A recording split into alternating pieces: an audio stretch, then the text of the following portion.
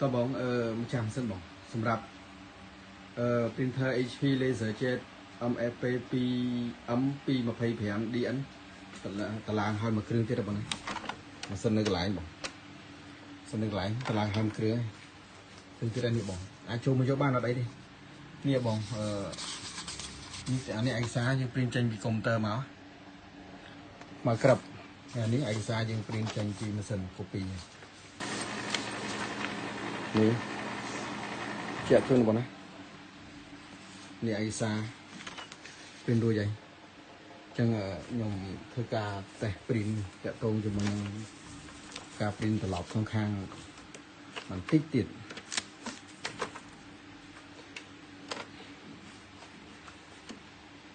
សូមបញ្ជាក់ភ្ញៀវមុនពេលដែលកំងហើយទៅពេលដែលម៉ាស៊ីនរៀបចំរួចរាល់ហើយខាងបងអូនធ្វើការតេស្តបន្តិចដើម្បីបញ្ជាក់ថាម៉ាស៊ីននៅពេលដែលបងកំងពីកន្លែងបងអូនទៅគឺម៉ាស៊ីនដំណើរការហើយតាក់ទងមួយបងមួយចំនួនដែលយកទៅចុចជាប់ function ចូលមើលវីដេអូក្នុង page ខ្ញុំបានបញ្យល់បន្ថែមដែរតាក់ទងមួយម៉ាស៊ីននៅពេលដែលបងចូលទៅជាប់ function វាអត់អាចពីឯកសារពី2ទៅ1បាន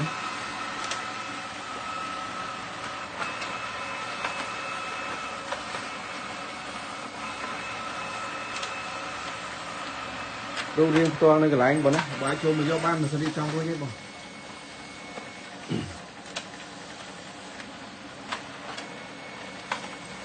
តែទាំងអស់តែទាំង print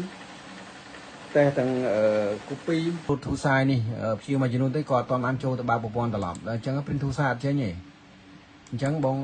ចូលចាំចូលប្រាប់មកខ្ញុំមកខ្ញុំអាចធ្វើជាវីដេអូឬក៏ call direct តាម Telegram ទៅខ្ញុំប្រាប់តែបន្តិចទៅបងអាច print ត្រឡប់ខាងបានអញ្ចឹងខ្ញុំធ្វើការតេទាំងអស់តេទាំងក្បាល ADS ខាងលើតេទាំង plate តេទាំងការ print ចេញពីកុំព្យូទ័រតេទាំងការ print ចេញពីលទ្ធផលនៅក្នុងម៉ាស៊ីន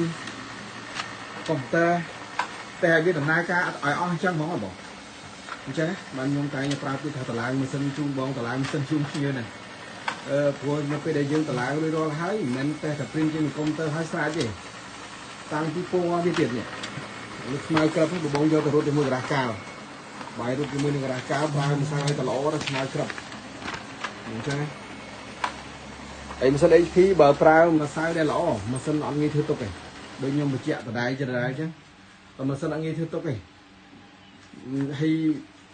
បើសិនជាយើងប្រើម្សៅខុសបញ្ចូលម្សៅលើកំណត់របស់វាធ្វើឲ្យហៀធ្លាក់ទៅកង់កាប់ការ៉ាវាធ្វើឲ្យដ្រាំ toner ឆាប់ខូចអញ្ចឹងតែប៉ុណ្្នឹងទេបងហើយក៏សូមអរគុណច្រើនបងណាសម្រាប់បងដែលកំងម៉ាស៊ីន HP LaserJet 225 DN បញ្ជាក់ជូនម៉ាស៊ីននេះយើងអត់អាចប្រើ Wi-Fi direct ទេបងមានជា router បងភ្ជាប់ជាមួយនឹង router ទាញ Wi-Fi ពីកន្លែងមកបន្ទាប់មកទៀត laptop យើងមិនបាច់ចាំដល់ខ្សែទេនៅករណីបងមួយចំនួនទៀតកុំច្រឡំអានេះវាបានតែ MFP MDN ទេ network USB ហើយនឹងយើងភ្ជាប់ជាលក្ខណៈ router ដើម្បីព្រីនបើ laptop របស់យើងអីយើងមិនបាច់ចាំដល់ខ្សែទេតែបើសិនជា desktop អត់មានអដៃណែ Wi-Fi យើងទិញ Wi-Fi ជំនួយបើ desktop មួយចំនួនណាអាហ្នឹងក៏បើយើងមិនចង់បាច់ដល់ខ្សែតែបើសិនជាយើងអត់មាន Wi-Fi ជំនួយទេយើងដល់ direct តែហ្មងអាហ្នឹងបញ្ជាក់ជូនភ្ញៀវកុំឲ្យភ្ញៀវមួយចំនួនគាត់យល់ច្រឡំម៉ាស៊ីននេះអត់ប្រើ Wi-Fi direct ទេប៉ុន្តែបងទាញ router ទាញ Wi-Fi ពី router យកមកប្រើបានអញ្ចឹងតាក់ទងមួយ laptop នៅពេលដែលបងភ្ជាប់ជា Wi-Fi នៅកន្លែងធ្វើការរបស់បងឬនៅផ្ទះបងហើយប្រហែលជាខ្ទង់ 4-10 ម៉ែត្រពីគ្នាបង print មិនបាច់ចាំប្រើ Wi-Fi ទេខ្ញុំបញ្ជាក់ជូនប៉ុណ្ណឹងហើយក៏សូមអរគុណច្រើនបងសូមបញ្ចប់ការ live ប៉ុណ្ណឹងចុះហើយសម្រាប់ភ្ញៀវដែលសួរតាក់ទងជាមួយនឹងម៉ាស៊ីនផ្សេងទៀតអូនបានបញ្យល់តាក់ទងមួយគុណសម្បត្តិនិងគុណវិបត្តិរួចហើយបងបញ្ជាក់បើបងនៅទីក្រុងភ្នំពេញបងព្រីសេវាដឹកជូនបងអត់គិតថ្លៃទេនៅពេលដែលបងបានទទួលម៉ាស៊ីនហើយចាំបងធ្វើការទូទាត់លុយតាមក្រោយនឹងបញ្ជាក់ជូនបងទី2បើសិនជាភ្ញៀវនៅតាមខេត្តបងមានចលានមានជាអីមកអូនអាចឲ្យក្រុមការងារគាត់ដឹកយកទៅដាក់ឡានជូនបងបានហើយណាបងសូមបញ្ជាក់ប៉ុណ្ណឹងអរគុណច្រើនបងសូមបញ្ចប់ការ live ប៉ុណ្ណឹងចុះ